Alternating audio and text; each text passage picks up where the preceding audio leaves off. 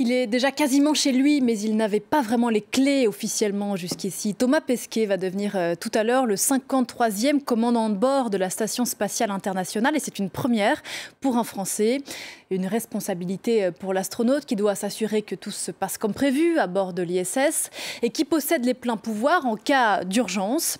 Parti pour l'espace le 23 avril dernier, Thomas Pesquet devrait rentrer sur Terre à la fin du mois d'octobre.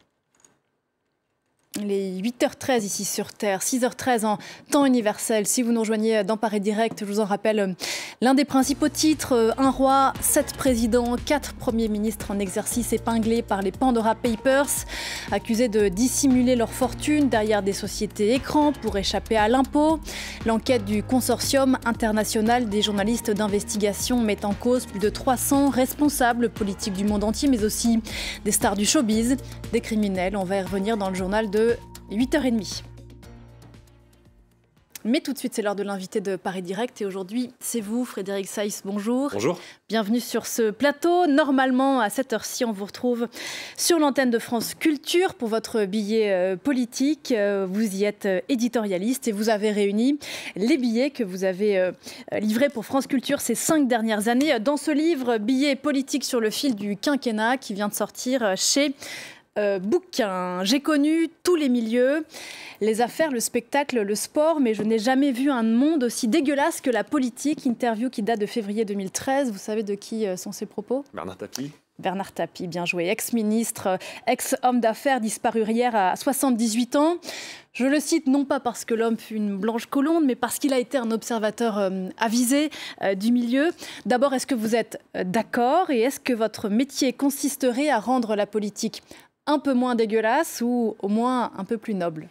Alors sur le premier point, c'est vrai que son déclin, entre guillemets, ses problèmes ont commencé quand il est entré en politique. Le PS lui en a beaucoup voulu de sa proximité avec le président Mitterrand et lui a évidemment mis des bâtons dans les roues auxquels se sont ajoutées les affaires que vous évoquiez. Sur le point de vue des billets politiques, effectivement, ce que j'ai essayé de faire, c'est de démilitariser le débat. On s'aperçoit qu'en France, les gens s'écoutent de moins en moins, chacun a ses théories, chacun a ses invectives, et j'ai essayé de prendre un peu du recul sur cette vie politique depuis 5 ans. L'observation de ces grands fauves politiques, écrivez-vous, rend à la fois plus dur et plus indulgent à leur égard. Pourquoi ? Oui, plus dur parce que vous voyez à quel point c'est souvent l'écume politique qui l'emporte, ce qu'a dit le petit copain dans les médias, la petite phrase au détriment des enjeux de fond, même si il ne faut pas faire un sac global avec tous les responsables politiques. Et en même temps, il y a une certaine indulgence parce que quand vous observez les personnes qui sont au pouvoir, quel que soit leur bord politique, vous vous rendez compte à quel point elles sont ensevelies en permanence de décisions à prendre sur des sujets extrêmement complexes. Et sur une même journée, il va y avoir des sujets très très différents entre eux qui vont amener ces responsables politiques à déléguer beaucoup et à parfois prendre de mauvaises décisions, c'est vrai. Avec un degré d'improvisation, vous y consacrez un chapitre qu'on ne prendrait pas forcément assez en compte. Ça a été particulièrement vrai pendant la pandémie. Oui, c'est vrai. Alors, c'est-à-dire qu'on a toujours tendance à imaginer que tout est lié à un coup de billard à 5 bandes avec des Machiavel qui en permanence sont en train de nous manipuler. Il ne faut pas être dupe, évidemment, les responsables politiques ont des stratégies, ont des tactiques, mais justement à cause de cette charge qu'est la politique, en réalité, ils ont très peu le temps. Et tout ce qu'on voit en général comme des stratégies extrêmement alambiquées, extrêmement élaborées, sont en fait juste des bêtises qui se passent et qu'on reconstruit après comme des stratégies politiques. Est-ce que c'est pardonnable, l'improvisation ? C'est pardonnable dans la mesure où, oui, quand même, il y a quelque chose chez la politique, chez les politiques qui est pas toujours simple à faire. Après, ça dépend. Quand c'est dans un but de manipulation, c'est ce que j'explique. C'est très facile aujourd'hui de mettre de l'hystérie supplémentaire dans la vie politique. Vous avez vos propres réseaux sociaux, vous avez vos propres communautés qui vous suivent en tant que responsable politique. Et donc, c'est facile de rajouter de l'huile sur le feu. Ce que je dis souvent, c'est qu'on parle des gestes qu'on peut chacun faire pour le climat en général. Il y a aussi des gestes qu'on peut faire pour le climat politique. C'est-à-dire, pour éviter d'augmenter cette hystérie, on peut, chacun, à notre petit niveau, ne pas relayer la dernière polémique un peu dégueulasse, même pour s'en indigner. On peut ne pas relayer une info dont on n'est pas très sûr, mais comme elle va dans notre sens, elle est forcément vraie. On peut tous agir. Ça vaut pour les journalistes comme pour les citoyens. Vous avez commencé ce billet sur France Culture à l'été 2016, aux prémices de la campagne présidentielle. Qui allait voir élire Emmanuel Macron? Qui aurait pu écrire à ce moment-là que les choses allaient se passer comme ça? Pour autant, on est au mois d'octobre. Qui peut dire comment les choses vont se passer pour la présidentielle à venir? Ce n'est pas une lapalissade de dire que cette campagne-là, cette élection-là est particulièrement imprévisible? Oui, elle est totalement imprévisible. C'est vrai que le phénomène Zemmour est venu complètement percuter une campagne qui s'annonçait un peu ronronnante pour les premiers mois, puisqu'il y avait la primaire des écologistes, il y avait LR qui devait prendre un peu son temps pour choisir son candidat, et Zemmour est venu percuter tout ça. C'est pour ça que je dis aussi qu'il faut rester prudent, parce qu'il y a eu dans chaque élection présidentielle, à l'automne, des phénomènes de bulles, avec des sondages qui donnaient des personnalités très très hauts, et finalement qui ensuite ont dégonflé. Sachant, et on ne va pas passer 10 minutes à parler de sondages, mais que le président Macron, aujourd'hui, est dans une situation assez inédite lui aussi. Oui, ce qui est assez incroyable, c'est qu'un président sortant recueille pour l'instant 25% des intentions de vote, un quart des intentions de vote. Or, si vous regardez sous la Ve République, aucun président n'a été réélu s'il n'avait pas une cohabitation. C'est Mitterrand, c'est Chirac, ils avaient une cohabitation, donc ils étaient un peu, si vous voulez, le président au pouvoir, que ces 2 ans de cohabitation avaient permis de retrouver un peu d'énergie politique. Voilà. Là, vous avez Emmanuel Macron, son gouvernement, c'est la même couleur politique, et pourtant il est devant. Donc c'est un mystère qui est en train de se passer.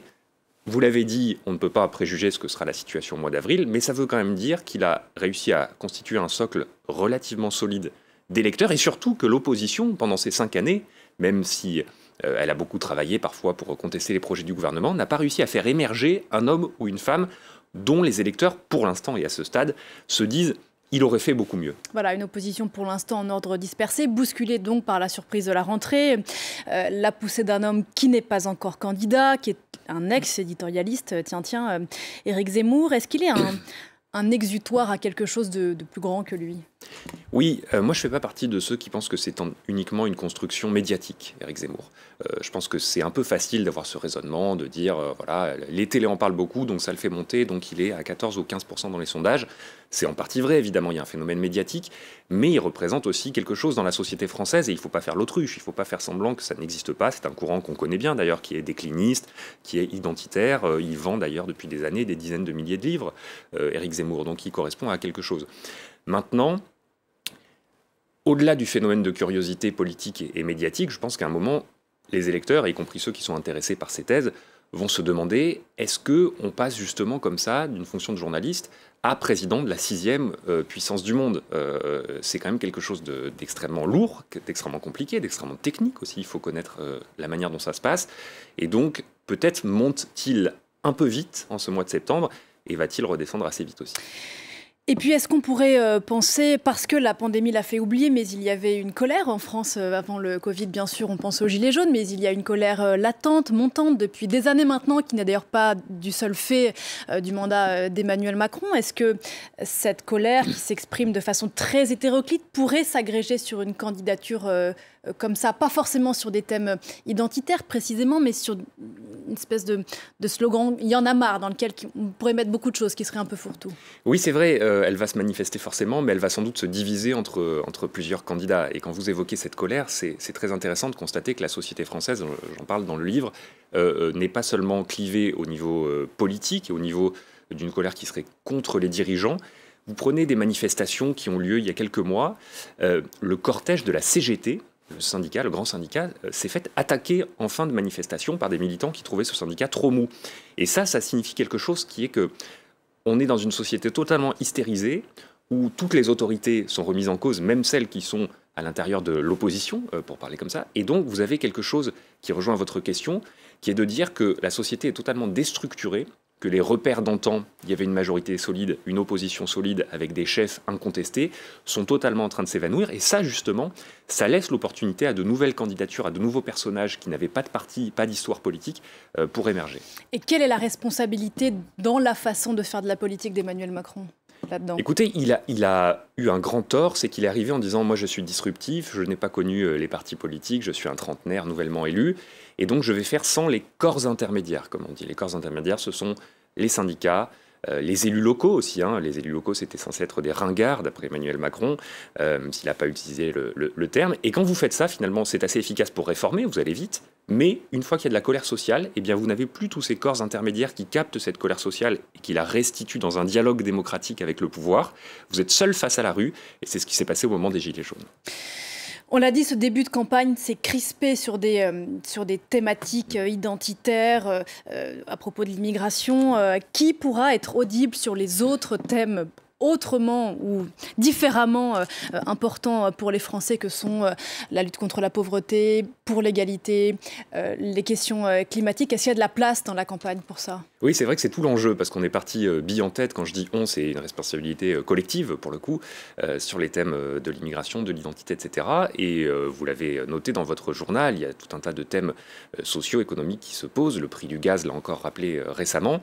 Et ça va être tout l'enjeu pour les autres candidats que Éric Zemmour et Marine Le Pen, c'est à la fois de ne pas faire semblant que le thème de l'immigration ou de l'identité, pour faire vite, n'existe pas dans l'esprit des Français, mais y apporter des réponses de gauche, je pense à Jean-Luc Mélenchon ou à Yannick Jadot par exemple, et ensuite partir sur d'autres sujets sur lesquels ils peuvent avoir l'avantage. Parce que quand vous écoutez, pour revenir à lui, Éric Zemmour ou Marine Le Pen sur les questions sociales, sur les questions économiques, vous apercevez que finalement ça n'a pas été beaucoup travaillé et que ce sont pour le coup de très vieilles recettes qui sont orthogonales à toute idée de disruption. Pour le coup, c'est vraiment très très classique, c'est la retraite à 67 ans, etc.